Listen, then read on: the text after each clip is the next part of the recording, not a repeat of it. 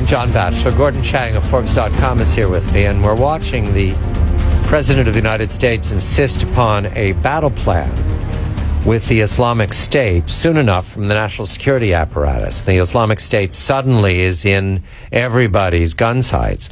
We're joined by Cleo Pascal, Associate Fellow at Chatham House and author of Global Warming, How Environment, Economic, and Political Crises Will Redraw the World Map. Let's stay with the subcontinent. Cleo, very good evening to you.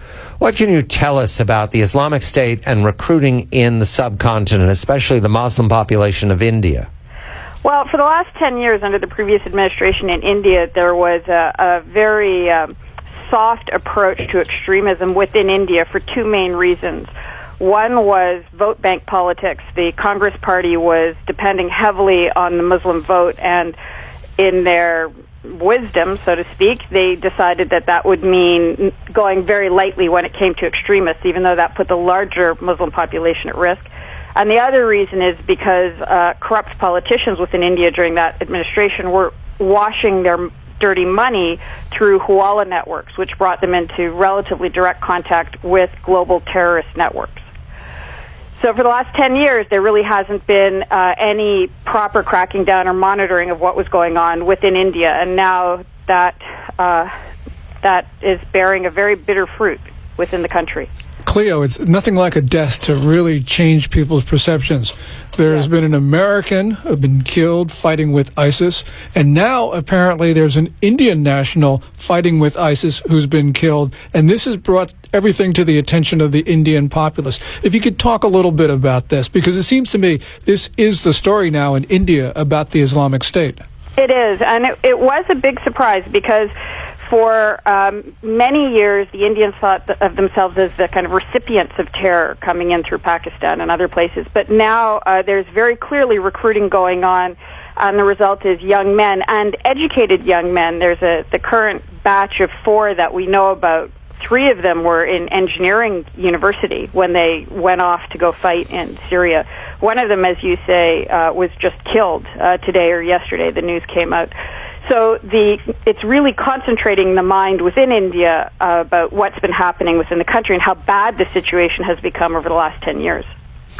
The puzzle about the subcontinent in general is that the partition wars led to 1 million casualties, and the creation of Pakistan, which is a natural problem for the United States, Afghanistan, all these years. But the Islamic State, is there something new here, or is this just the traditional rally to go to jihad that we've been seeing for decades in the subcontinent? The different factor here for India is this is not just trans-border, this is no border. So Pakistan might be a Muslim state, but it's still a state. Whereas the Islamic State is basically saying everything should be Islamic. All these existing borders should be obliterated. So what Prime Minister Modi of India has said, for example, is, I don't care what religion you are, as long as you are a patriotic Indian. And increasingly we're seeing within the community those who don't feel they're Indian first. They feel like they're Sunni first, for example, or Wahhabi first, or however they want to define it. In which case that threatens the very legitimacy of the state itself. So it's an entirely new and extremely dangerous metastasizing of the issue. And certainly for India, where you have, the world's second largest Muslim population, although it's 157 million Muslims in India, about 17% are Shia, and most of the rest are Sunni.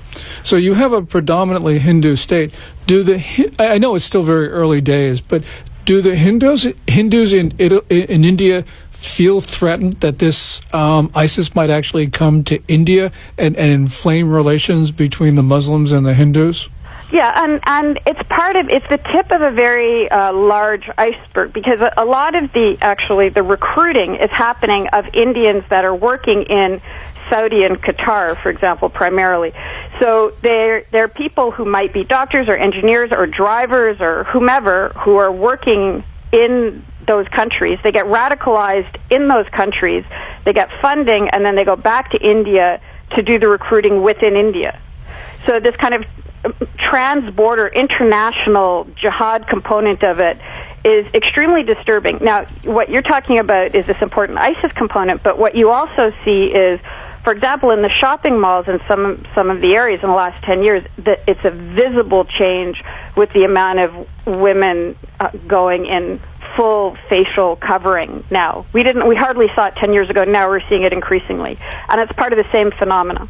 Implicit in what you're saying, Cleo, if I read this correctly, is that this would be a very unhappy way of explaining Mr. Modi's overwhelming success at the polls and the ousting of the Congress Party and the domination of a party that's entirely identified with Hindu nationalism, extreme Hindu nationalism, almost as if there was an anticipation that there would be a reawakening of the Takfiri jihadists, who are the Islamic State, which is apocalyptic and extreme violence, and sees a Hindu in much the same light as you see an American, an infidel to be converted or destroyed. Did Mr. Modi win because this was already in the water? That was one component of it. The thing that allowed this to happen, allowed this flourishing of extremism within the country, was corruption. So those two twinned things, this flourishing of extremism and the corruption of the Congress Party, were the two things that he was very clearly against. And you'll see, by the way, a lot of funding coming out of Pakistan and Saudi Arabia to try to discredit Modi, especially within the next year in the U.S., in the media, in the think tanks, to try to paint him as an extremist, as a Hindu extremist, as a kind of an equivalent to a Muslim extremist, in order to try to discredit him and isolate him. He is not.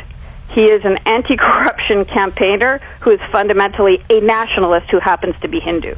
So, Cleo, essentially what you're saying is that for Modi to win this ideological religious struggle, he's going to have to not only engage in a battle of ideas, he's also going to have to clean up corruption, which has been inherent in the Indian government.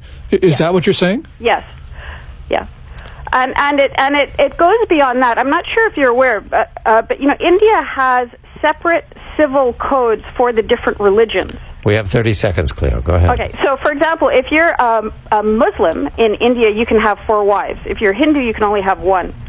So those sorts of disparities within the system have to start to change.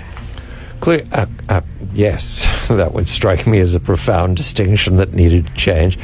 Gordon Chang of Forbes.com, and we thank Cleo Pascal, an associate fellow at Chatham House, author of Global Warring, How Environmental, Economic, and Political Crises Will Redraw the World Map. I'm John Batchelor.